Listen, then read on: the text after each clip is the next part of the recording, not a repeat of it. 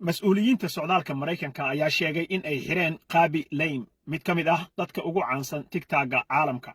Toddobaadkii hore isla markaana ay u sheegeen in uu dalka ka baxo kadib markii la sheegay in uu muddo dhaaf ku sameeyey viisihii uu ku joogay dalka Maraykanka. TikTokerkan u dhashay dalka Talyaaniga iyo Senegal oo magaciisa dhabta ah yahay Seringe Qabane Lame ayaa soo galay Maraykanka April 30-keedii, sida uu sheegay afhayeenka u hadlay waaxda socdaalka iyo kastamka Maraykanka ee ICE. Waxaa la siiyey oggolaansho ah in uu si iskii ah uga baxo dalka Maraykanka jimcihii kadib markii lagu qabtay garoonka caalamiga ah ee Harry Reid ee magaalada Las Vegas. Lame kama jawaabin codsiyada warbaahinta ee ahayd in uu faalo dheeraad ah ka bixiyo sheegashada ICE. sidoo kalena si public ah ugama hadlin warka sheegaya xarigiisa iyo ka bixitaankiisa Maraykanka. Si kastaba ha ahaatee, Lame wuxuu sii waday in uu wax ku soo dhigo baraha bulshada maalmo kadib markii la sheegay in uu ka tegey dalka Maraykanka. Sheekadiisii ugu dambeysay ee Instagram-ka waxay u muuqataa in laga soo dhigay dalka Brazil.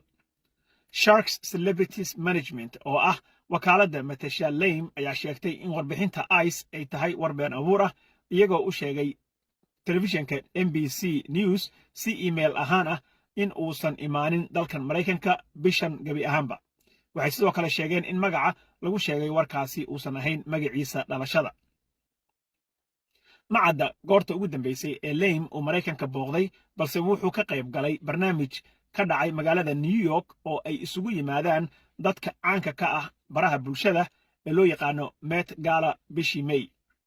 Lame wuxuu leeyahay 162 milyan oo followers ah boggiisa TikTok-ga, halkaas oo uu caan ku noqday xilligii COVID-19-kii kadib markii laga eriyey shaqo warshad ah oo uu ka hayay Talyaaniga. Ninkan 25 jirka ah oo sidoo kale safiir u dhaqdhaqaaqa u ah hay'adda samafalka UNICEF ayaa caan ku ah muuqaaladiisa qosolka leh oo uu inta badan ku lifaaqo #LearnFromQabi.